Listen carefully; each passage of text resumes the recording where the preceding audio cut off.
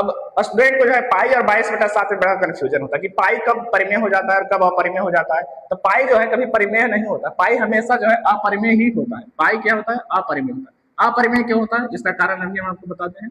और 22/7 देखिए तो ये क्या हो जाएगा? परिमेय हो जाएगा। परिमेय क्यों होगा? क्योंकि यहाँ पर ये क्या है? बट्टा में, और रूट वूट नहीं चढ़ा हुआ, तो यहाँ पर ये हो जाएगा परिमेय क्योंकि बट्टा में हो गया। लेकिन पाई का मान अपरिमेय क्यों होगा?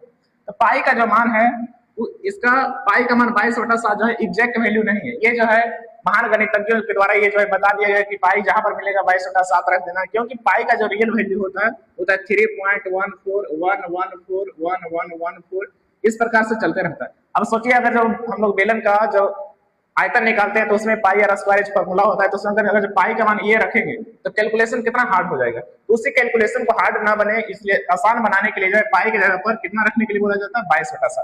जब भी आपको पाई देखेगा तो अपरिमेय संख्या लगाना है, और 22/7 रहेगा तो परिमेय संख्या लगाना है। ये अपरिमेय संख्या क्यों हो गया? तो ये इसका भी एक नियम है। जैसे अगर आपको कोई संख्या बार बार रिपीट ना हो, बार बार बदल बदल के आए, अलग अलग आए, तो उसको अपरिमेय बोल दिया जाता है। जैसे यहाँ देखिए 14 था, फिर 114 हो गया, फिर 1114 हो गया, तो बार बार एक ही संख्या नहीं आ रहा है, इसलिए जब अलग अलग संख्या आता है तो उसको बोलते हैं अपरिमेय। जब अब जैसे यहाँ पर देखिए 12 था, फिर 112, फिर 1112, तो ये भी क्या है? अलग अलग आ रहा है, तो अलग अलग तो अपरिमेय संख्या, आपको ऐसे याद रखना है। अगर रहे 0.25 25 25, यहाँ देखिए बार बार एक ही संख्या आ रहा है, तो जब एक ही संख्या आता है तो उसको बोलते हैं परिमेय संख्या। सेम सेम तो परिमेय, अलग अलग तो अपरिमेय, सेम सेम तो परिमेय और अलग अलग आएगा तो अपरिमेय। अब जैसे बताना है आपको 0.01 ये कैसी संख्या है? परिमेय या अपरिमेय? तो ये जो है एक अपरिमेय संख्या है। क्यों? क्योंकि यहाँ पर देखिए पहले 0 1 था, फिर 2 0 फिर उसके बाद एक, फिर 000 आया, तो बार बार जो है अलग अलग हो रहा है, तो अलग अलग रहेगा तो अपरिमेय हो जाता है। ये हो जाएगा अपरिमेय संख्या। अब इन प्रश्नों को हम लोग मात्र 1 सेकंड में चुटकी बजा करके इसका आंसर दे सकते हैं। जैसे देखिए पहला प्रश्न है कि परिमेय संख्या कौन है? तो परिमेय संख्या के लिए आपको सिर्फ 2 ही बात याद रखना है। पहला वो बट्टा में हो जाए, और दूसरा उसका पूरा पूरा वर्गमूल हो जाए। जैसे यहाँ देखिए 2/√3।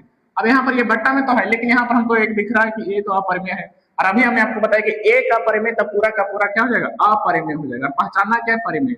ये हमारा आंसर नहीं होगा।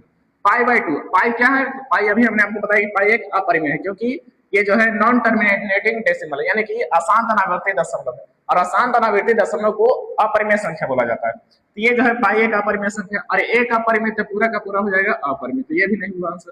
√144, 144 किसका स्क्वायर होता है? तो 144 12 का स्क्वायर होता है, तो जिसका स्क्वायर हो जाएगा, जिसका पूरा पूरा वर्गमूल हो जाएगा वो तो परिमेय होता है, तो यही हो जाएगा हमारा